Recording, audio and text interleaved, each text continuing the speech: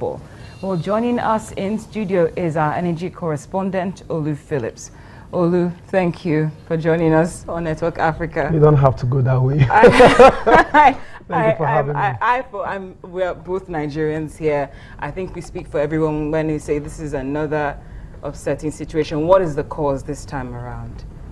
I think we need to understand and put it on record straight that long before now, or in the last quarter, the burden to supply petroleum products, especially PMS, has been on the state oil company. Yes. It's moved dramatically from the marketers, independent marketers and major marketers, to the NNPC. And so what that means is that NNPC is doing bulk of the supply of about 70% of what we require. So when there's a supply gap, for whatever reasons, it's always going to trickle down to what we have today. And the marketers that should have augmented in trying to bring in the product are also in some kind of a quagmire, especially because of access to Forex. I mean, when we talk about access to Forex, we can't overemphasize the fact that these marketers aren't getting these monies from the bank, and they have to source for it alternatively, and they're not getting it at government official rates. Now, when you get down to downstream, eventually when they bring in this product, somewhere, somehow, it has to be sold at a premium. And if it's sold at a premium, it's still an industry that is regulated. So state government, or the federal government fixes prices of petroleum products, and everybody who brings in any product is expected to sell either below, or nobody who sells below anyway, or at the pump price. Now, when these people bring in this product, get very expensive for us, bring in this product and sell at a premium, the difficulty is that there is a police of the industry, which is the DPR, watching the depots, watching the fuel stations. They can't afford to sell beyond regulated price. But if you have to have this product available right now, the way things are going, I beg to say that the industry has already deregulated.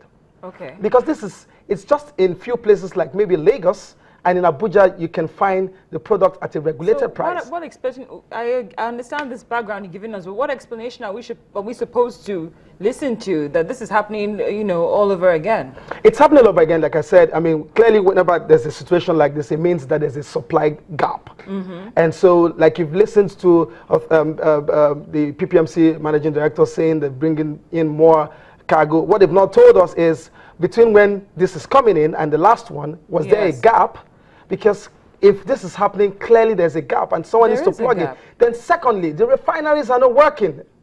Remember that the Alps line got blown up, and so there's no feedstock to the refineries. So those in Port Harcourt, for instance, have to travel all the way to Lagos or look for a midstream depot somewhere in Kwara to pick up petroleum products. So that puts a lot of pressure on Lagos, because most of the cargoes come into Lagos. And so the refineries are not working, let's say it the way it is. They are not working right now. So the 5.5 or 5.26 million liters they ought to be producing in terms of ramping up the capacity of the 3 refineries at the capacity we're producing, we don't have that. So that pushes the burden again to the number of liters we need to import. We're doing about 40 million liters every day. We need enough supply chain to get this working. Now that we know where the issue is, what are we going to do now? What happens now to those? Technically, the industry, for me and for those who watch the industry, has been deregulated if you really follow trends. Because if I drive all the way from Lagos and I'm going towards Ekpe, maybe by the time I pass Ajah roundabout, I won't be able to get fuel at regulated price. So, I mean, what that simply means is that market forces are determining the price. So government has to make a quick pronouncement on this. Let's deregulate and let anybody who can import petroleum product and flood the market, and so that we can have a market-regulated or market-instigated price. That's one. Two, the refineries are not working. How that is going to come back on stream, I don't know. Are we going to wait till 2017 for a private refinery like Dangote refinery to come up on stream? I don't know. But first things first, we need to deregulate this industry and allow for enough supply of petroleum products to begin to flood the country, since all our consumption are import-based. Well, Olu, thank you very much for enlightening us on this situation. We appreciate your time. Our energy correspondent, Olu Phillips, speaking with us in studio.